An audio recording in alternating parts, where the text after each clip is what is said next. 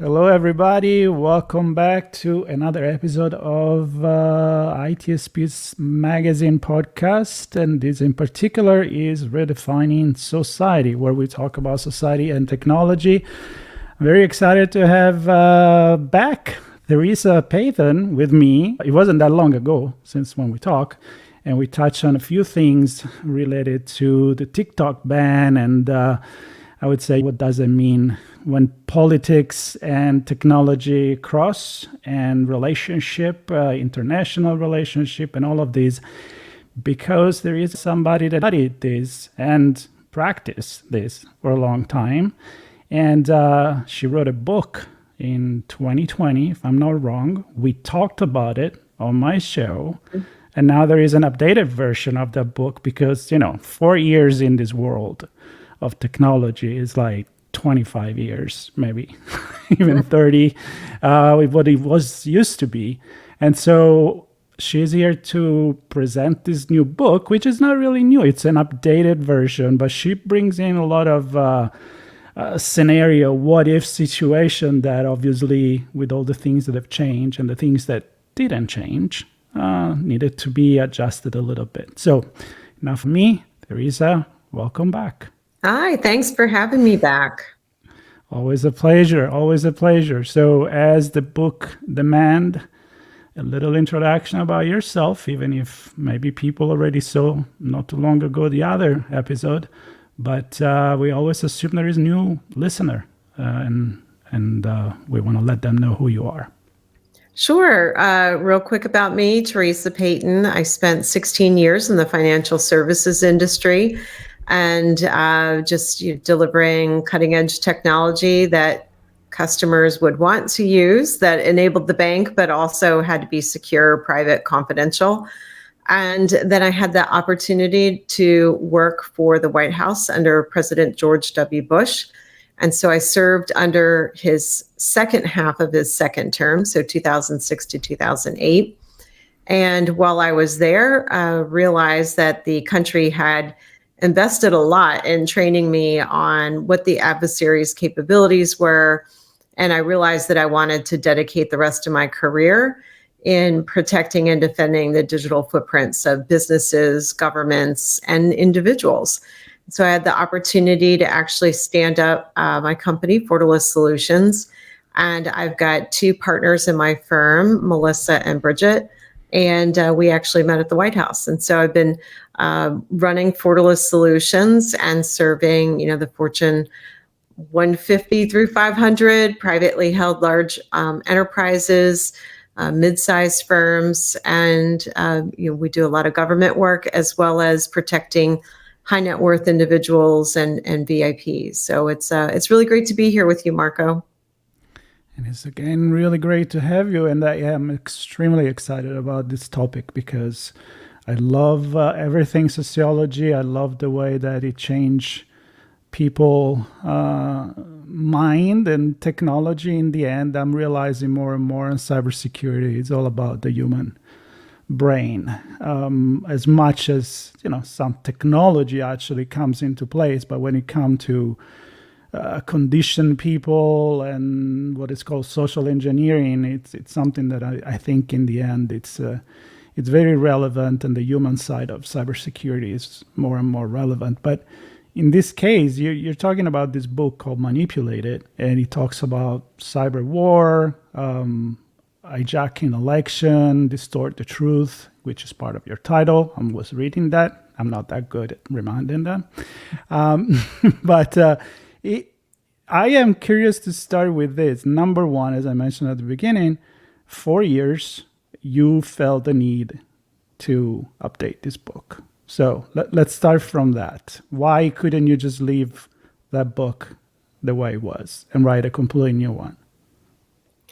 Yeah, some things are still exactly the same. And, the first thing to mention that's still exactly the same is disinformation and misinformation is still alive and well on the internet, on big tech and social media. So sadly, a lot of the original book is the same. Maybe things are a little worse. But I do have a lot of optimism based on the amount of awareness and conversation we've had the last 4 years.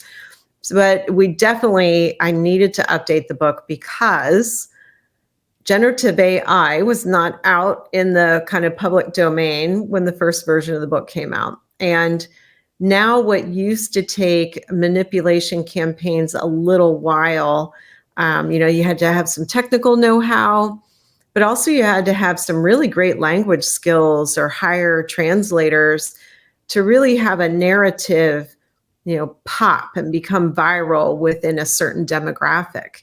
And now with generative AI, you can say, I really want to reach the voters of Texas. And you don't even have to be a native Texan to sound like a Texan and not sound like, you Hollywood Texan. So, for example, instead of saying sounding like John Wayne when you do your translation, you could actually say to generative AI, okay, I want this written in how Americans speak English. As a matter of fact, model it after Matthew McConaughey, who is he is from Texas, and make it sound like somebody and then you could pick different parts of Texas. And then generative AI will find the colloquialisms, the sayings, and integrate that into the conversation. So now the technical barriers are super low, very inexpensive. And now the language barrier, as in the spoken language, American English doesn't have to be your first language anymore. So you could speak whatever language, maybe not even speak, British, because let's be real, Marco, right? So people in the UK speak English, people in America speak English, but I think it sounds very different. So you could definitely get down to a town and get very, very localized in your speech. So now suddenly you've got this opportunity to do manipulation campaigns at a speed and a scale and a level of economies that wasn't available back in 2020. Yep. Translation. I was actually looking at some video the other day where it can take my face. I'm talking, like having a speech like right now, not only use my voice to translate in, 25 different language, 10 seconds each, but also adapt the movement of my mouth and my lips to match the translation. And so it's not just an overdub like you watch the movies and you're like, that's not the original language, but it's as real as real can get. So scary. Fascinating and great tool. What do you use it for, right? So any other major changes that you think AI it's actually affecting the scenarios, and are we using it also, the good people, the good side, to improve the detection of all of this?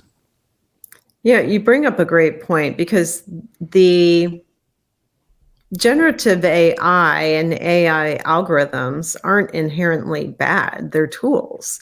It's just that when they're in the wrong hands of people who have, kind of nefarious intent, that's the misuse of that technology, right? So the technology itself isn't inherently bad. It's the lack of guardrails and it's the lack of governance that allows bad people to use the tool in a bad way.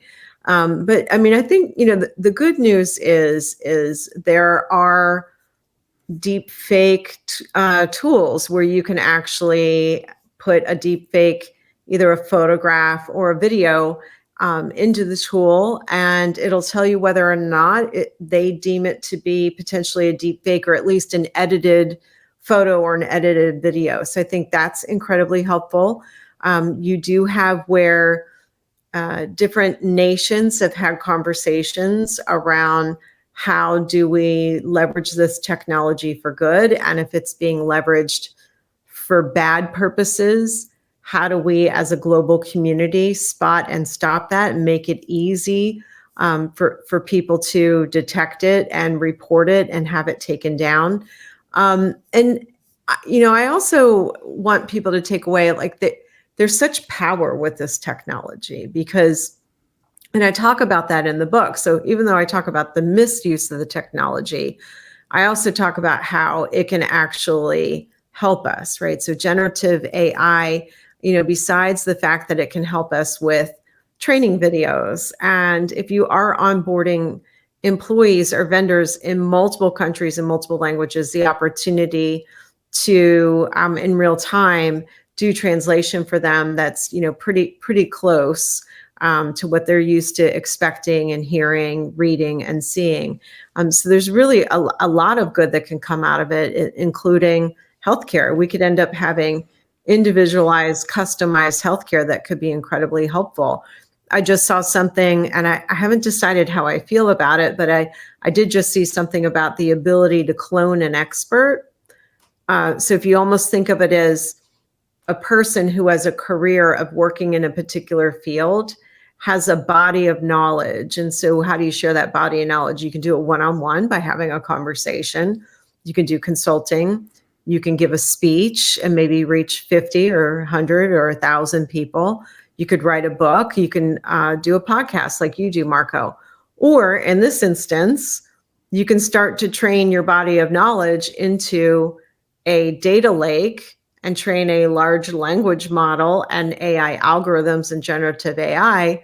So now you can have the wisdom of an expert at your fingertips. And so, think about the possibility. I'm a huge fan of Bob Iger, for example, and the opportunity to say, I'd love to have a one-on-one session with Bob Iger. And they say, well, you're not going to get Bob because he's kind of busy and I doubt you could afford him. But Bob has trained for entrepreneurs like you. He has trained a very specific advisor model, and where the advisor doesn't have the answer, Bob will, follow up. And now you have the opportunity to get the wisdom of Bob Iger and do it in an interactive way, but Bob doesn't have to be present for that. I'm not sure exactly how I feel about that, but I think the technology is very compelling and very interesting. And again, I get back to the reason why we have the problems we have is we don't have the right guardrails in place. And, just like cybersecurity,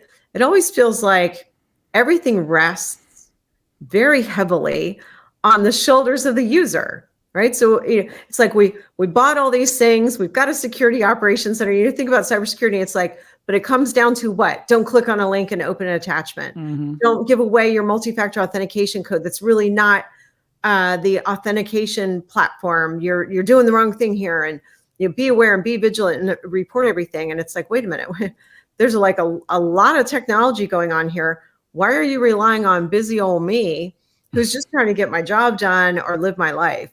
Nope. And it's really the same thing with these manipulation campaigns, Marco, is there's all this technology involved. But at the end of the day, right now, for the most part, we're saying to users, be aware, be vigilant, don't promote misinformation. If you see something, you should report it. And that didn't work in 2020 during major global elections. And that's not going to work in 2024. And that's, I guess, the scary part. So you use scenarios, like when you start talking about a certain topic, you have a what if it works, what if it doesn't, and what could happen here. So you kind of go into creating some fictional but inspired by reality situation. So did you updated all of these, many of these in the new book to reflect the new / old reality? I did. So I like creative writing. And so it was really great to have the opportunity to open up or close a chapter with a fictional vignette. And I always let people know at the bottom, this is fiction for now. And the fictional vignettes that I added to this update and new material in the book really present sort of, if we don't change course and do something different, this is what I believe could happen. But if we do change course, here's what we can do, and that it's not too late. And oftentimes the changing course doesn't require a lot more effort. It's just thinking and talking about this differently. And so I do have an updated. So I've got, well, let's just say Francesca from Italy plays a central role during a European election. There's very important European elections going on in 2024. And she happens to spot a manipulation campaign unfolding on Telegram. And there's one scenario where we haven't made the investments we need to, and that plays out a certain way. And then there's another scenario where we make course corrections now globally, and it plays out a different way. So, I don't want to spoil it for people who haven't read the new version of the book yet, but yes, I've updated those fictional vignettes. And there's also an interview with a real person at the beginning of the book. Really cool. I am a big fan of using stories and metaphor. I mean, I do have a podcast all about storytelling because I think we always tell story no matter what. So the fact that you incorporate this into a very, very serious topic like the one you cover in the book, it's I think it will help the everyday person to understand more all of this. So let's get to the point. Like, you focus a lot on election, and it happens that, whoops, it's election years again in the United States. It's election years somewhere in the world all the time.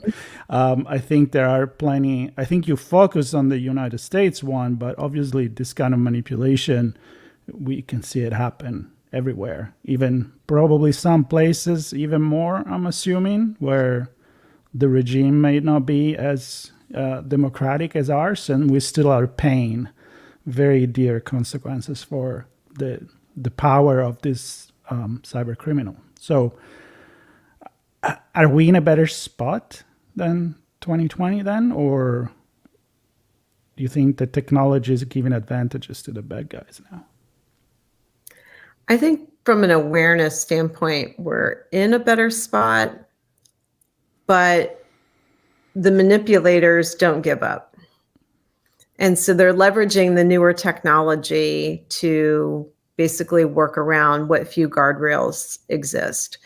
And you bring up a good point. So my book is focused on the manipulation of all kind of social issues globally, to include how people think about voting or not even showing up and voting in elections. And really, if social discourse is unhealthy, then politics will be unhealthy. So if we can't even have just a basic conversation around, what constitutes being healthy or not being healthy, or what constitutes we're in a pandemic or not a pandemic, or a boat crashing into a bridge, and whether or not people choose to believe what the government says happened in an investigation. So things that seem very simple on the surface can be manipulated at speed and scale. And now all of a sudden, on just regular social discourse issues, it's chaotic. We don't get along. People aren't speaking to each other. And that plays out in democratic voting and elections. So what's interesting about kind of the conundrum that the United States and even countries in the EU find themselves in is, you brought up a point, Marco, about some countries are, just constant manipulation campaigns. And one of the things you have to look at is many of these countries perfect manipulation campaigns, disinformation and misinformation on their own citizens. So in order to keep the peace, they may unplug them from the internet in order to keep the peace and promote, we're a great country and the United States is a dumpster fire, or we're a great country and the EU countries are a dumpster fire, or look at the UK. They promote this propaganda using social media, using traditional news media, and they perfect these disinformation and misinformation campaigns to control their citizen populace. And then they basically use those techniques and take that test bed of learnings and then deploy it against other countries. So if you find, you'll notice a lot of times in the news media when a disinformation or misinformation campaign is uncovered, a lot of times, not always, it does tie back to Russia, China, North Korea, Iran. And they do a lot of this to their own citizens. And again, for their part, all of these countries, by the way, Marco, deny that they do this. Yes, they deny that they do this. But I always say, if you deny that you do it and you don't condone it, then you should condemn it. So you should actually participate in an investigation that brings citizens on your soil to justice if they are indeed found guilty. But of course, nobody ever gets extradited for doing these campaigns. Yeah, yeah. Well, the thing that it's what is at the core of this conversation, in my opinion, is, I mean, propaganda has always been happening, right? Now it's much more powerful, obviously, because of the internet. It's not about flyers that come down from an airplane in a war zone, like during the Second World War or something like that. But it's still understandable. Definitely, you don't want to see that happen. But, you know, if the regime is not a democracy. But when you can't have control in the democracy, where by control, I mean having a line, draw a line where you can really tell people, this is how, I mean, this is the truth and this is not. And it blows my mind when it's like, well, I believe what I want and it's my right, and I don't care. Pigs fly, and you can tell me what you want. I'm going to stick with this. It's very philosophical. I mean, you can impose to someone the truth, but, you know, one may wonder from a philosophical perspective, what is the truth? Well, and that is a big question, which is, who is the arbiter of truth? And it used to be, okay, let me see it with my own eyes, hear it with my own ears, let me read, let me experience, and then let me decide for myself. But in the age of deep fake audio and video, how can you believe what you see with your own eyes? And we really missed it on this one, but we have the opportunity to kind of stand up those guardrails and get that back where people can know. So for example, there's an opportunity here where news media, trusted vetted news media, could be watermarking their audio and video so that the moment it is edited, the watermark changes and it says this video has been edited. So there is the technology that exists to let you know. I think about it, and it's going to have to change and evolve over time. So think about it like counterfeit money. So there is a way to mark things as this is legit money and to look for counterfeit. It's not foolproof, but it does stop a lot of the counterfeit money from being presented. It has to evolve and change just as counterfeiters evolve and change. But there is a technology opportunity here and policy and guardrails to make a difference. The question is like, do we have the grit and the tenacity to follow through with what needs to be done? Yeah, and on top of that, there's nothing harder than try to make people understand something that they don't want to understand, and they want to stick with that. You know, that is one thing in doing my research for the book the first time around, and it was confirmed the second time around. I was fascinated to see researchers talk about the confirmation bias effect, even if you don't actually know that you're looking for confirmation of your biases and your beliefs, that there's something about kind of the visual audio effect of social media that plays to, one, we know that if your post gets likes, there's an endorphin rush. So we know that from the research. And so then the next piece is, you're looking and, I always remind people the internet gives you more of what you came for. Sometimes it'll test you out. It's an echo chamber, right? Yeah, it really is. It gives you more of what you came for. And I'll just a quick segue because, I'm always looking for an opportunity to make sure when I go online that I get positive things sent to me in my feed, because fighting cybercrime can be fairly dark. So I really don't want a lot of negativity if I'm going to go to social media, right? So like Marco, for example, I follow people like you because a lot of your posts talk about serious issues, but you're great. And a lot of the people you interview are just really great and interesting people. And they're trying to do really good work in the world. And so the internet will serve you more of what you want. And so I did this test with TikTok where I don't have a TikTok account. I just went to TikTok.com. And I just spent a few minutes looking at rolling pandas because it's really hard to be sad if you just watch a few minutes of rolling pandas. I mean, they're hilarious, right? And so I wasn't, logged into TikTok because I don't have a TikTok account. I did have other tabs open. And then for the next week, every time I went to the internet, it served up more rolling pandas, which really made me very happy. So let's go back to confirmation bias. So you're looking, you're researching, you're trying to be a very discerning reader and thinker on issues that matter to you. And then the challenge is disinformation and misinformation. They'll take a kernel of truth, they'll take part of what you're searching for, and then they'll twist it, and then it gets sent out there.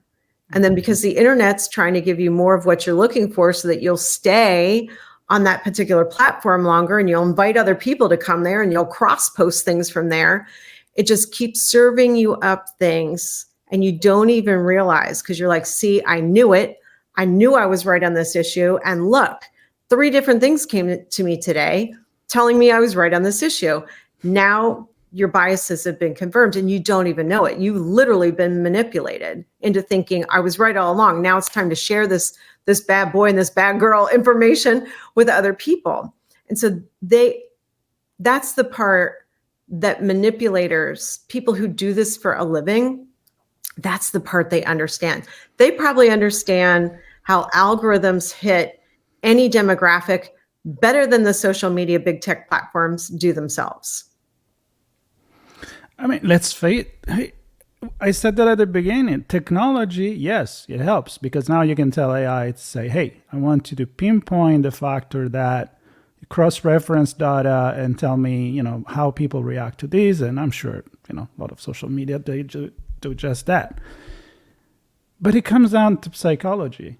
I mean, all of this is psychology. And I think to talk about the truth a little bit more is that truth, it takes time and an effort. And I remember studying sociology of communication back in the days where internet was not for everybody, was not commercial at that point or not enough.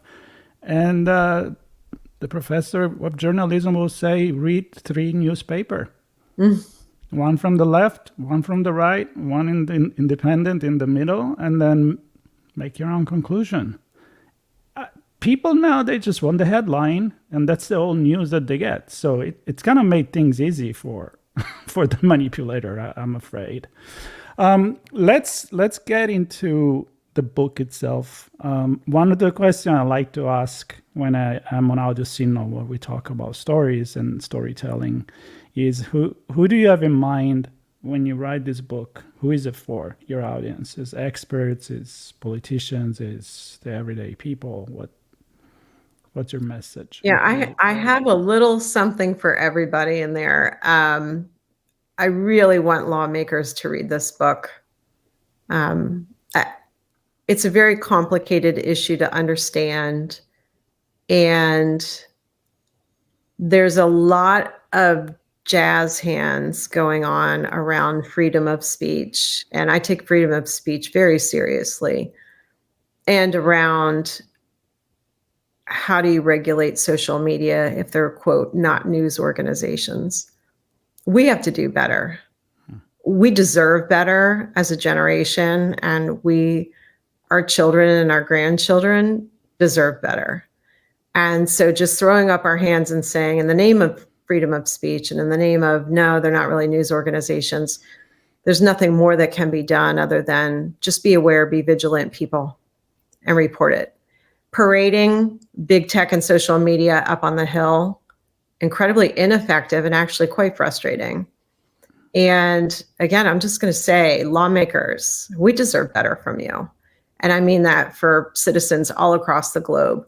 You can protect freedom of speech while also protecting us. And you just have to study the issue and get more into the issue. And so that's why I wrote this book for everybody. It's not a super technical book.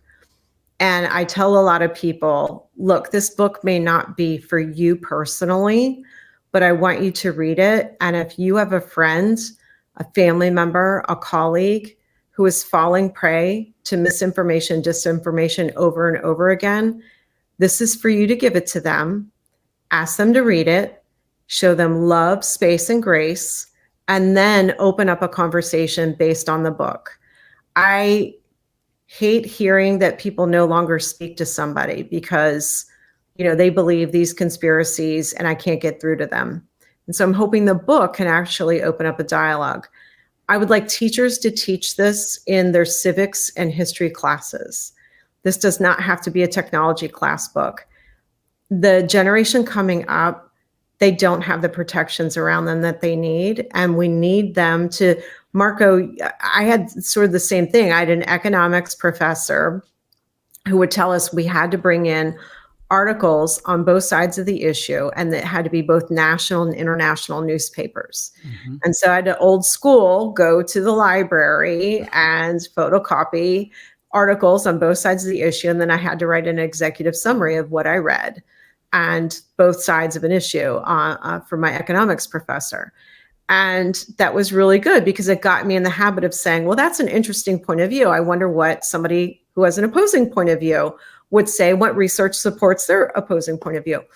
But Marco, the younger generation, they don't have that opportunity. They're just bombarded. Mm-hmm. They're bombarded with algorithm-driven information, and they deserve better. And we need laws. We need guardrails.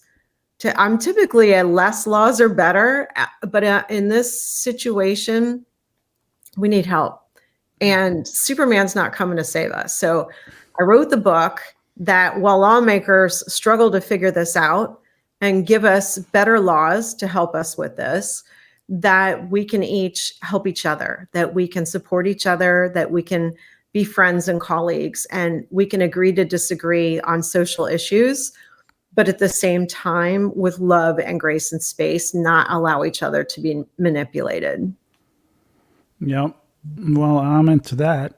Agrees to disagree and still be able to have that conversation. I think that's what democracy is about, right? 51%, you can't assume that 49% are losers and 51 is the winner. It's you're still trying to accommodate everybody, except you cannot have the democracy of everybody like in the small polis in Greece where democracy was invented. It's just impossible. But if you can pursue that final goal, I think books like this should make people think it's better to have this conversation than to just shut down and cover your ears and la loud as much as you can because you don't want to hear, and then you're going to go on your social media so that everybody's thinking it the same way you are, and we are just living in different bubble, but that's not reality. So Theresa, I could talk to you all day long, especially on this kind of topic. I get really, really passionate about, and I do suggest definitely people to listen, or I don't know if there is an audio version of this. Is it? We did not get a chance to update the audiobook. There is an audiobook, and for many subscribers of Amazon Prime, it's free right now. Oh, cool. So if you want to listen to the audiobook, the paperback and ebook will be out by April 22nd. So then, you can just kind of catch up on kind of the new stuff. Would you actually suggest that for people to listen or read the first one and then the second to see what did change? Yeah, I definitely, if you're a big podcast listener, which if you're listening to Marco, you must be, So. we recorded the audio version of the book very much in a podcast style format. So it should be fairly easy for people to listen to. I'm actually reading most of the book, but where there need to be voice characters that are male characters, there's a voice actor who joins me for those pieces. And so that can be a great way while you're waiting for the paperback and the ebook to come out, as you could listen to it on your drive to work or the grocery store, or in the background while you're getting ready for your day. Yeah, sounds good. I think it's a great idea. So for everybody, there will be links to all the way to connect with Theresa, her website, the book, the link to the Amazon page or wherever the book is sold. And for everybody else, also stay tuned, subscribe. There is going to be a lot more stories, and I'm sure Theresa will come back because I know that maybe there is an actual fictional book coming up. So I don't know if you want to throw an idea there. You kind of mentioned a character there. So. Oh, well, she's in Manipulated. So in the new material of Manipulated, you'll read about Francesca, who is a young reporter, and she's been trained to spot manipulation campaigns. And it's between her work and a race against time to save elections in the EU. So a little bit of adventure and fictional fact based, unfortunately, I'm going to say, on something that is very real. So again, everybody stay tuned. We'll talk again with Theresa, and there are many more stories that will come up very soon on Redefining Society. Thank you. Thanks, Marco. Be safe out there. Good to be with you. Same to you.